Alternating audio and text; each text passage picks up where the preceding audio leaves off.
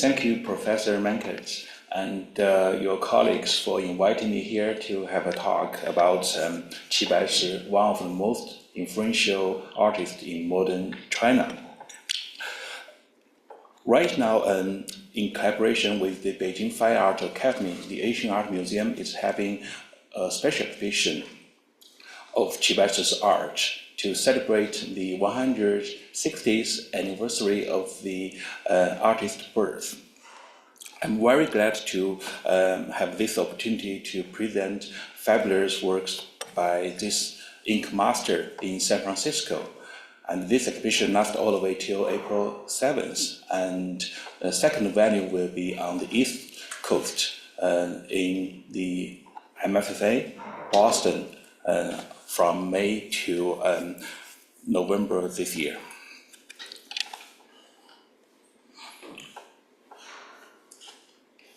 Okay, so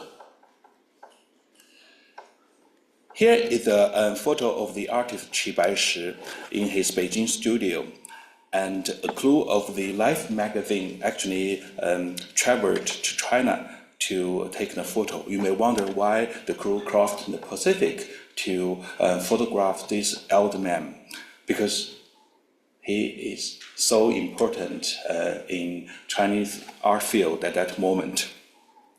Okay, so living in a time of civil and political strife, Qi is renowned for his modernization of Chinese ink painting for global audience. He particularly excelled at rendering ordinary subjects from the mundane and everyday life, such as vegetables and fruits, crabs and shrimps, flowers and birds, insects and grasses. His paintings of familiar subjects broke social and cultural barriers and conveyed rural sentiments and oriental lyrics. Here, even a cat is so attracted by the crab under the magical brush of the artist. As you can see in this selection of three paintings by Qi Baishi, you will have a quick grasp of why Qi Baishi's art achieved such popularity at that time. So this artist lived almost a century, from 1864 to 1957. So about 93 years old, but he called himself like a 97-year-old painter. So he created diligently throughout his life, even though he achieved his fame quite late in his career, but he left thousands of works, including paintings, calligraphic works, and also seal carvings. That's why his art became so well known among the art lovers in Asia and beyond the Asian Pacific and cultural sphere. So my talk today would answer three major questions. So why Qi Baishi's art is pursued by people from all walks of life, and how was Qi Baishi's art promoted and received outside China? And lastly, what are the major artistic features and developments that defined Qi Baishi as a master, true master of magical ink and brush? So as you can see on this slide, these images answer some kind of questions, because you can see his lively and amusing figure portrayals, lifelike animal and still life paintings, and bold landscapes of vigorous brushwork all demonstrate Qi Baishi's unparalleled accomplishment and contribution in refashioning Chinese art in the 20th century. Because Qi Baishi's art has a deep root in the folk traditions, so viewers from all walks of life could easily appreciate his images without much interpretation. Besides this title, the People's Artist, Qi Baishi was also regarded as one of the last true literary artists. He excelled at painting, calligraphy, seal carving, and poetry, the traditional four excellencies of a Chinese scholar artist. He was often compared to Zhang Daqian, another artist living in Shanghai, as Nanzhang Beiqi, so literally translated as Zhang Daqian from the south and Qi Baishi from the north. And they both regarded as the true masters of traditional Chinese ink painting at the time. Regarding the second question, how Qi Baishi's art was promoted and received overseas, actually I'd like to start with this slide. And you can see since the 1920s, Qi Baishi's art has become quite popular among the foreigners at the time, especially among the Japanese. And after Qi Baishi's works won some kind of art prize in Tokyo in 1922. Like a Japanese Zen artist, with a few simple strokes, Qi Baishi could easily transform the joy of nature into vivid and contemplative images. That's why his art was so popular among Japanese art lovers and collectors. This photo shows Japanese diplomat Yakuchino Sima, who stationed in China during the 1920s and 30s and assembled one of the largest Qi Baishi collection among foreign collectors of Qi Baishi's art. So with the introduction of his friend Alice Money, a US dealer, the exhibition of his collection traveled across the Pacific and was held at the Diyang Art Museum, the Modern Museum of the Asian Art Museum of San Francisco in 1960. And we can see this large exhibition featured over 100 Qi Baishi artworks. Really impressed lots of local communities at that time. And Qi Baishi is the first Chinese artist who had received such an honor to have a solo exhibition at the Diyang Art Museum in San Francisco. It is also noteworthy that the Japanese-American sculptor and designer Isamu Noguchi, at the introduction of his Japanese collector friends on his way to Japan, discovered the beauty of Qi Baishi's art, especially the figuration and abstraction in ink painting. He thus decided to travel to Beijing and study ink painting with Qi Baishi for a short time period. In 2013, the University of Michigan Art Museum actually held the exhibition Noguchi and Qi Baishi, Beijing 1930, exploring how Qi Baishi's art influenced this young Japanese-American sculptor during Noguchi's brief stay in Beijing with Qi Baishi. So that's a really nice catalog to check out if you have interest. Qi Baishi never studied abroad, but his artworks were popular overseas. Right after Japanese, Europeans stepped in. In Europe, Czech painter Wojtek Chitil might be the first figure to introduce Qi Baishi's art. Chitil was Qi Baishi's colleague in the Beijing Fine Art School. He admires Qi Baishi's painting very much and trying to put his works in a series of exhibitions he curated in Europe. So in March 1930, Chitil included for the first time about 29 Qi Baishi paintings in an exhibition of Chinese and Japanese paintings in Vienna. In the following years, Chitil organized 2 dozens of exhibitions on modern Chinese painting, including Qi Baishi's works, and toured them in numerous major cities, including Budapest, Berlin, Prague, and London. Here, the photo shows 2 visitors in the last exhibition Chitil curated in Snany before his sudden death in 1936. Qi Baishi's paintings were highlighted in those exhibitions, and many of them were sold right there after the exhibition. Americans lagged behind, but with the rise of Asia-Pacific trade and the increase of Trans-Pacific exchanges, more Americans became curious in the Far East, and many of them traveled or stayed in Beijing and Shanghai in the 1930s. Some of them purchased Qi Baishi paintings directly from his studio and brought them back to the US.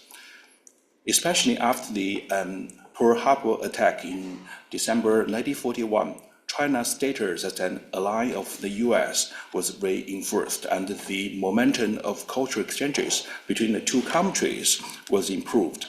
In New York, the Art Center of North America, the Metropolitan Museum of Art held the first exhibition entitled Exhibition of Modern Chinese Painting in January 1943. So this exhibition actually was delayed because of the Pearl Harbor attack. The exhibition displayed the works of 16 well-known Chinese art painters at that time, including Qi Baishi and Qi Baishi, two leaders in renovating Chinese painting at that moment. And this was the first time Qi Baishi's works landed in the US in the form of a group exhibition and were presented to the curious American audience. In October 1948, China's Republican government launched again another painting exhibition, Chinese contemporary paintings, at the Met, displaying more than 120 works by dozens of artists. Among them, Qi Baishi had the most paintings featured, totaling 15 scrolls. And here is the gallery view of the Met exhibition.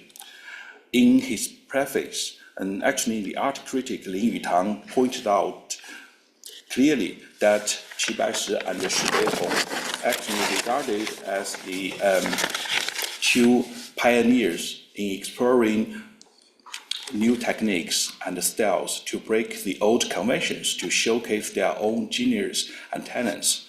So we know from these comments by art critics of the time, scholars already learned that the modern styles of Qi Baishi and his important role in promoting traditional Chinese paintings in the global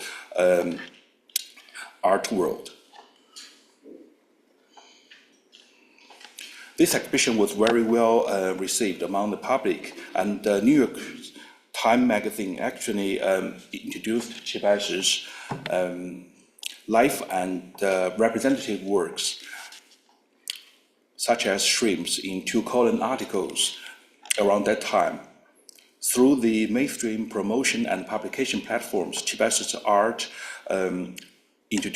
was introduced to the American audience, and the artist earned a certain degree of reputation in this country. So what I want to point out, actually Qi Baishi's art was promoted, like right now what's going on in the contemporary art world, by art dealers and commercial galleries at that time, because Qi Baishi's work actually was contemporary art 80 years ago.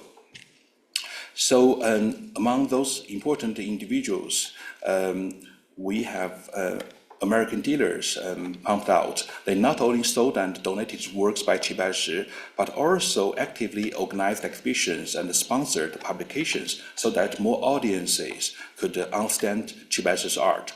The first among them is Miss Alice Bonney, a well-known American dealer of East Asian art and antique.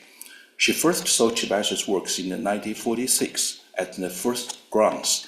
He was so attracted by a hanging scroll of the plum blossoms, as its bright colors and freehand style impressed her deeply.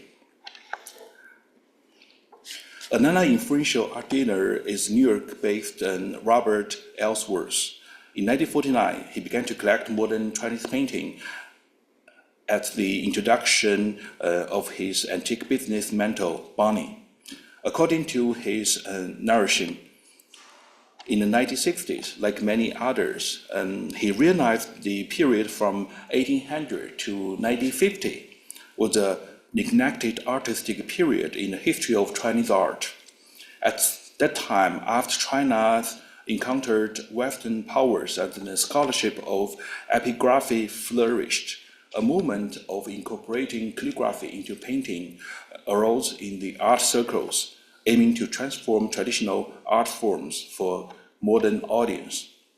In 1986, Ellsworth actually donated almost all of his painting collections, about 480 works of modern Chinese paintings, to the Metropolitan Museum of Art, which made a great leap for this museum in its collection of Chinese art.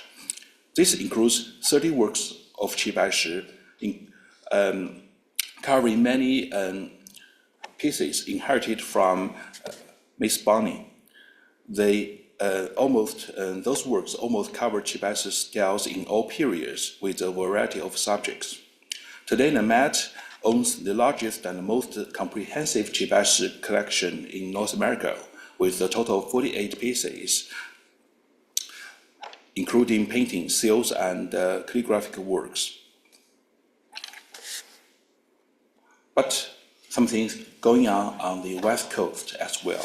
So here in San Francisco, we have one important art dealer, and many of you might have heard about his gallery's name, the Far Eastern Art Gallery in the downtown area.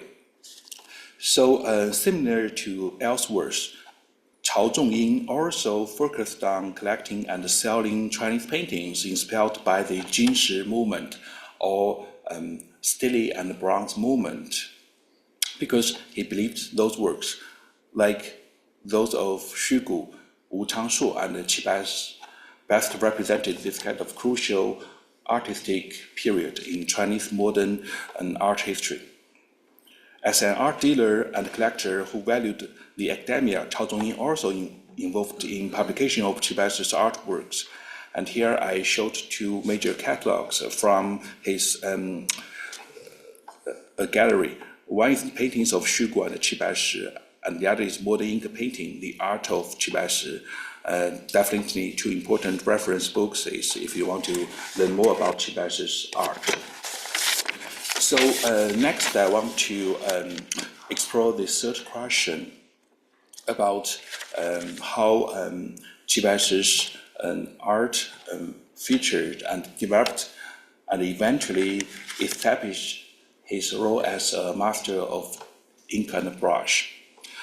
I also want to highlight actually Qi Baishi's paintings are very expressionistic because he emphasized the personal feelings and the essence of nature, which is easily appreciated by the Western audience. That's why Qi Baishi's art promoted by those art dealers and eventually picked up by the academia. So starting from the 1970s, and actually numerous publications arose regarding Qi Baishi's artworks to promote his art in the English reading audience, including T.C. Lai's Qi Baishi in 1973. C.C. Wang, a famous art collector, his book Qi Baishi, The Versatile Genius in 1976, and Wang Fangyu, a professor of Chinese calligraphy at Yale, his book Qi Baishi's Paintings in 1979. So those books fully interpreted Qi Baishi's artistic charm and extraordinary talent through historical and cultural introductions. Qi eventually became a top Chinese artist who was well known among the Western viewers and enjoyed an international reputation since that time period. So you can see in the basic timeline from the 1920s in Asia among the Japanese, then 1930s in Europe, eventually starting from 1940s in America, and then promoted by art dealers in the 1960s and scholars in the 1970s, and eventually Qi Baishi achieved his reputation in this nation. Okay, so let's come back to the exhibition itself, and I try to explain the third question about the artistic development of Qi Baishi based on the content of this current exhibition at the Asian Art Museum. So you can see from this slide, we luckily have a designer really had a fabulous idea to convert the square gallery at the Asian Art Museum into a traditional quadrangle courtyard in Beijing, because Qi Baishi actually lived in Beijing for a long life. So it is a great opportunity to highlight the art of Qi Baishi in this setting of this kind of traditional Chinese style gallery, featuring the bamboo curtains and also the rice papers covering the walls to highlight the different sections of Qi Baishi's art. And you can also see we try to highlight 3 sections featuring landscape paintings, figure paintings, and also still lifes, birds and flower paintings to really highlight the important artistic talents of this artist. This is the gallery view. You can see the entrance to the exhibition, and at the very first section we have some kind of area for the interactions between the audience and the artist. We prepared lots of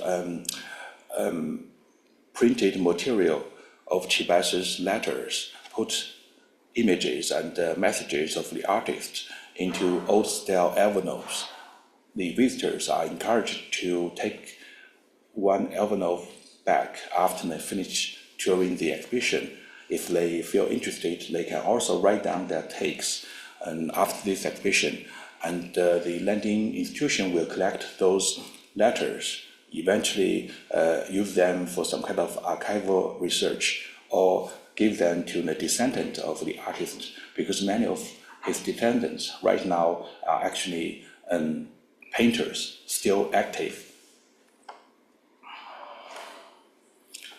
So here you can see I have samples of this representative field of the artist, trying to highlight how Qi Baishi brings us joy from his art of the mundane and helps us draw inspiration from the objects of everyday existence. So one will see the immortals, also the landscape sketches in the minimalist approach, as well as interesting fish and shrimp paintings carry subtle political implications.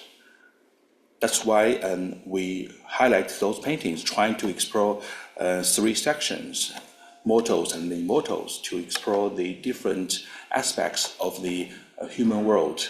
And then we try to explore how Qi Baishi trying to render the true beauty of nature with his keen observation and talented techniques, and eventually how he conveyed this kind of joy of the countryside that many of us living in a city or urban settings are missing. So in the very first section is about Qi Baishi's figure paintings, and you can see Qi Baishi's really appreciate this kind of subject, created lots of interesting pieces. In his eyes, everyone could be an immortal, a Buddha, or the subject of his figure paintings. He often used friends, neighbors, villagers, even himself as visual references in depicting those immortals or commoners in everyday activities.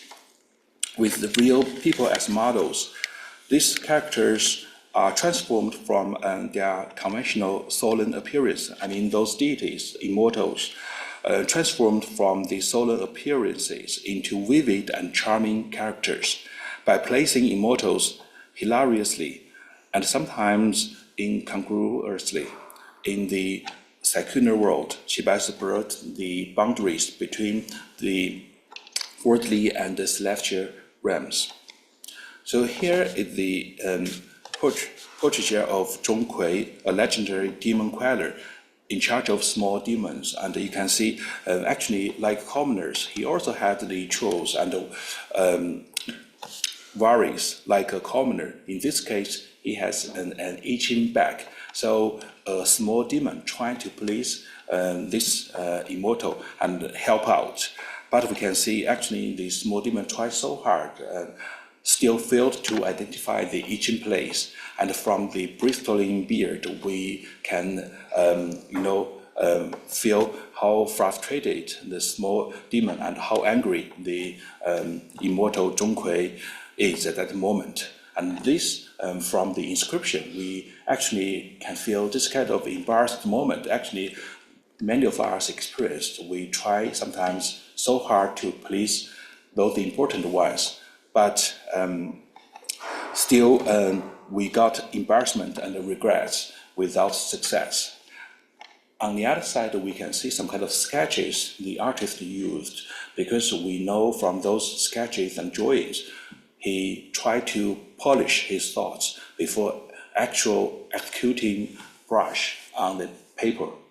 And he also want to save those sketches as a way of saving visual references.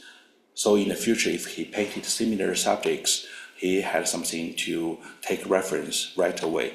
And for those inscriptions, we know he tried to specify how many folds of the robes and how far away the small demon should stay away from the back of the immortal, and what kind of inscriptions he should add to specifically convey this kind of humorous moment.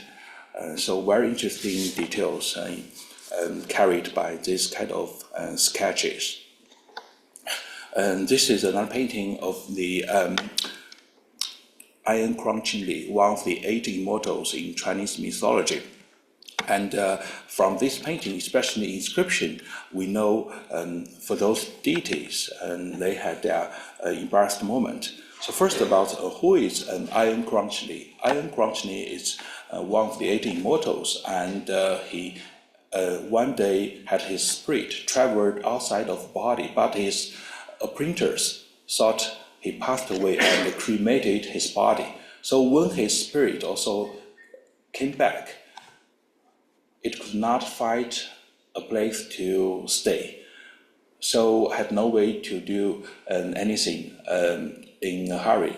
He just used the corpse of beggars just passed away on the street.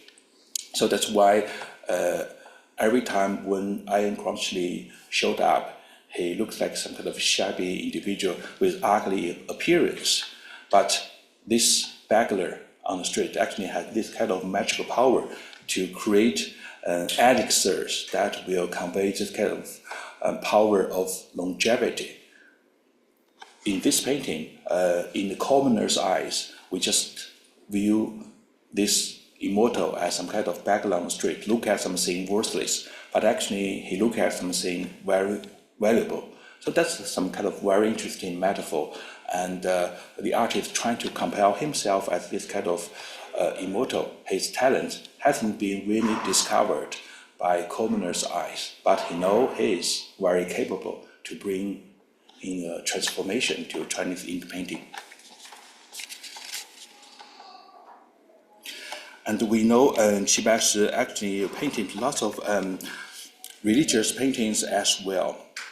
So in this case, we can see his unique religious images didn't necessarily adhere to conventional Buddhist iconography in terms of attires, hairstyles, hand gestures, or ritual objects.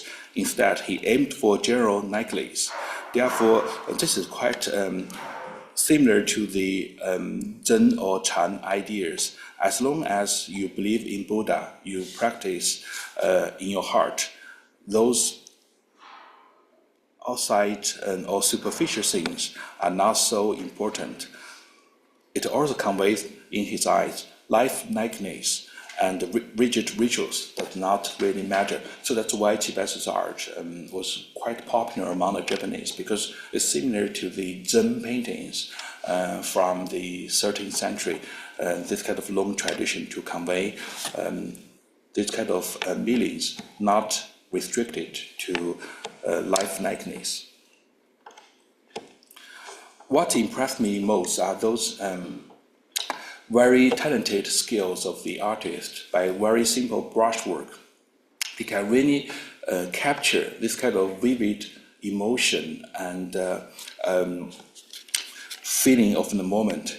So in this case, you can see it's a picture of going to school, depicting a child sent by his grandpa to the school, and you can see the child is so reluctant to go to school and feel like leaning on the leg of his grandpa. But you can see the grandpa is quite benevolent and trying to comfort the child to take it easy. And that's some kind of very interesting moment. Qi Baishi used very simple brush work to capture and convey to the audience. The same thing on this painting, titled "Lifting the Hat," 升官图, because in Chinese saying, you dressing the hat means ascending in rank and prosperity. And we can see the self-congratulatory expressions, the happiness of this new official when he just dressed his official hat, marking his promotion to a new position. If you read Chinese, and the inscription is also very interesting to convey this kind of quite an ironic implication that just joking for those officials, they will start important things, really benefits the public only in the first few weeks of their promotion. Okay, I think this is some kind of deep painting in this exhibition titled "Growing Stronger with Age," and we can see this possibly a self-portrait of the artist, and he wants to convey his strength and confidence, symbolized by the raised cane in one hand and a hidden rake in the other, plus a composed posture. And on the side, I showed the blow-up seal of the artist with the character saying, 身高连高身健，不肯做神仙. Old yet strong, I'm not willing to be an immortal. This is some kind of important self-statement of the artist on his seal, and it inspired the whole exhibition. Why? Because the message is all about the artist who is not willing to retell and enjoy his retirement as an immortal, but diligently, tirelessly continuing creating artworks to spread the joy among the human beings. I also want to highlight very interesting messages the artist pasted in his studio, because he needs to deal with lots of requests from his clients, and this kind of writing is actually pricing lists known as 润理 or pricing policy in Chinese. So you can see Qi Baishi trying to be quite straightforward, and on this pricing statement he just mentioned, I don't think about friendship. If you ask friendship discount, you are not a true gentleman. And every other years he pasted something new in his studio. So in the middle, from the 1940, you can see he declared, I'm not going to restaurant together, I'm not going to take photos together, and I'm not going to have discount of my artworks because I'm quite old, 88 years old. And then in this painting, it's also very interesting. He tried to specify how much he would charge for every square foot of painting, and different colors, different sizes of seals will charge differently. And eventually he added this line, please do not ask to add some inscriptions or a seal when you already left the studio.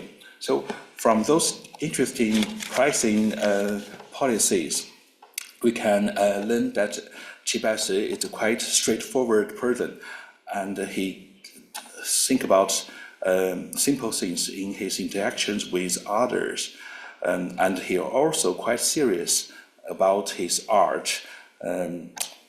Some kind of very interesting aspect in his art that I want to convey to all of you before we continue to see his landscape paintings. So the second section of this exhibition trying to highlight the first important revolution in Qi Baishi's art, as you can see later.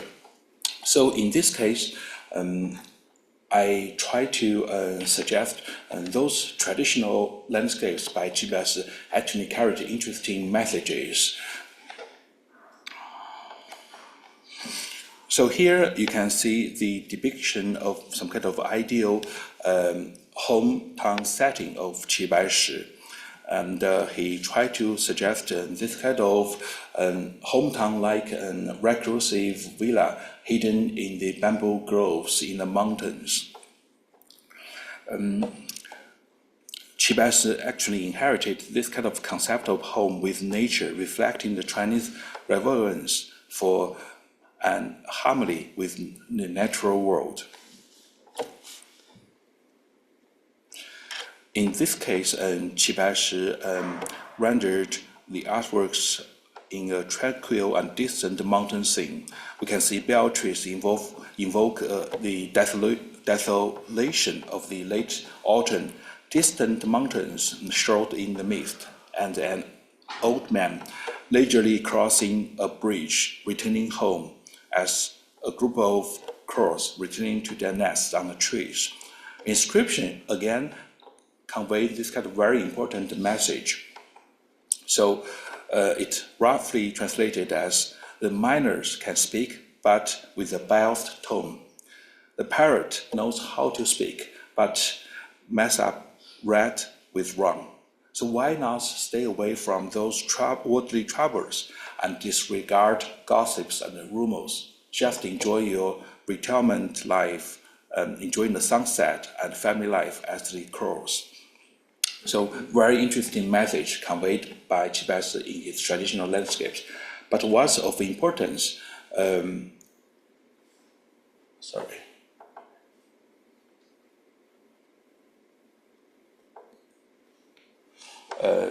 just wait a second.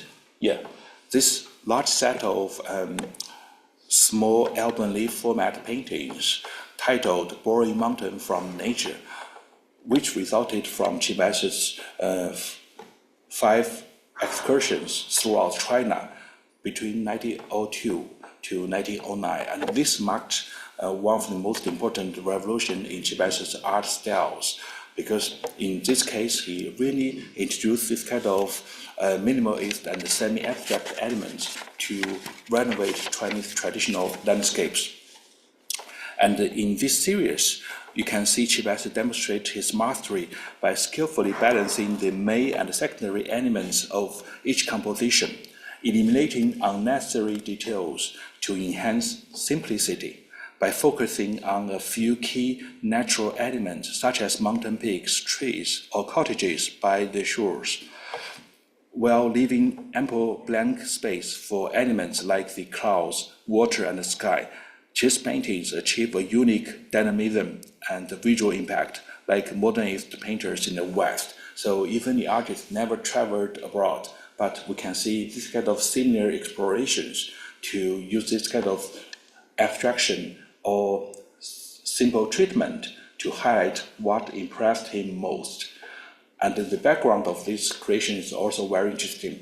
Qi Baishi traveled to different places and brought back lots of sketches and drawings. So in his studio, he used his memory to recreate those moments that impressed him most. That's why he can just steering those elements and only presenting the most important ones. That's some kind of visual language really impressed viewers from the Western tradition. That's why we created some kind of AI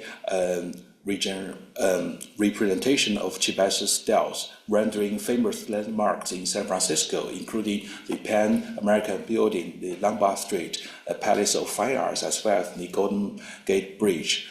So people can sit at the corner of the exhibition to experience how Qi Baishi's style inspired this kind of new technology to rent landscapes here in San Francisco. I'd like to highlight this slide to suggest this kind of strategy to train AI in depicting landmarks in San Francisco. On one side, you can see the traditional format of Chinese hanging scrolls featuring the different grounds, the foreground, the middle ground, and the background. And then on the other side, Qi Baishi's new styles highlight those important elements, and then use clouds and use very abstract brush to render most important motifs in bold compositions. And then in the middle, that's AI learned from Qi Baishi's styles, rendering Golden Gate Bridge hidden in the clouds. And we can see not only layers of those kind of different grounds from traditional composition, but also this kind of innovative, bold selection to rearrange motifs that impressed people most. Okay, another group of landscapes or scenes actually is this kind of very interesting combination of very detailed images and those kind of freehand sketches. So we can see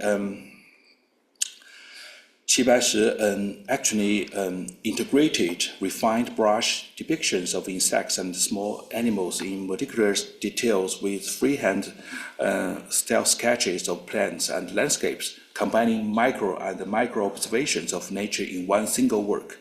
His paintings shows an unrestricted view of the beauty in nature and marks his search for its true essence, conveying the charm of modern Chinese painting for a global audience. So this is why another types of landscapes interested our audience with those meticulous depictions of insects and freehand background. In this case, he mentioned this is the butterflies attracted by the pale blossom behind his boring mountain villa.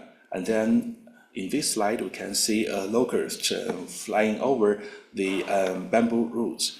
He also bragged as no other people will observe or depict this kind of scene like him. So, 白石老人天下无二. So, what message conveyed here is like he has a very keen observation and can capture with his magical ink and brush of those common things that most of us would neglect in our everyday life and convey this kind of joy of nature to visitors. The very last section is about the still life and aquatic animal paintings, because Qi Baishi is most famous for those three motifs: shrimps, crabs, and fish. So for this one, I will highlight first of those longevity pictures, because this is really important piece to highlight this kind of artistic revolution of Qi Baishi, titled Red Flowers and Dark Ink, later in his years, from his from age 55 to age 65 for the 10 years when he relocated to Beijing to transform his previous style based on those new elements from Shanghai school, incorporating this kind of very bright colors to please the audience. And this is some kind of innovative movement learned from the Shanghai school. And you can see in the gallery view when we have this longevity page together with the couplets, it really make a beautiful presentation of the triptych. And in Chinese mythology, those longevity pages had blossoms every 3,000 years and then had fruits every 3,000 years. So it means you need to wait 6,000 years in order to have one longevity page. So very auspicious motifs to celebrate birthdays. And we have pissed off, inspired by Picasso, and Qi Baishi actually trying to reply to Picasso's pissed off in his own style. And then we have this kind of very nice triptych that shows his message to bring peace to the world in the 1950s. And you may wonder also why Qi Baishi here depicted some kind of abacus, some kind of traditional Chinese calculating tool. And from the long inscription, again, we learned the interesting story behind, because one patron asked for something to display in his home as a picture for wealthy and prosperity. And Qi Baishi suggested several things like official robes. If you get promoted, you can get rich, or some kind of deity of fortune to worship at home, you will get rich. But eventually, the patron selected abacus because he believed abacus is some kind of good means. If you live in some kind of prudent way and saving money, then you can accumulate your wealth without hurting others. That's some kind of benevolent way to become rich. So that's an interesting story behind why he patented this. And we also see some kind of tool of the rake. And in his eye, actually, this is not some kind of tool for garden work or simply for some kind of tool, but it's some kind of toy associated with the artist's childhood life and his home sickness. So for those depictions, if we read the inscription and those simple mundane objects transformed right away into important icons that carries this kind of very subtle feeling of the artist that touched lots of audience. And then lastly, about shrimps of Qi Baishi. He really tried so hard from his 60s, 70s and 80s to explore different styles, techniques to convey shrimps in the most lifelike ways. And in the meantime, to carry this kind of dynamic impressions inside. So more about chicks and fish, very interesting composition to create this kind of tension for those chicks want to eat fish, but they could not jump into the water. So they distorted space, increased the tension. And then the very last piece is about a small fish caught in the middle by a big fish at the front and chasing crabs at the back. From the very short message in the inscription, we know actually Qi Baishi tried to compare his own plight in this painting during the Sino-Japan War. And very interesting, like he used this small fish to compel those small individuals. And often we feel helpless in this kind of grand historical or social movement. So I think I want to wrap up my presentation here, and I really enjoy Qi Baishi's artworks, and he really captured this kind of very interesting elements and reorganized them to vitalize Chinese ink painting.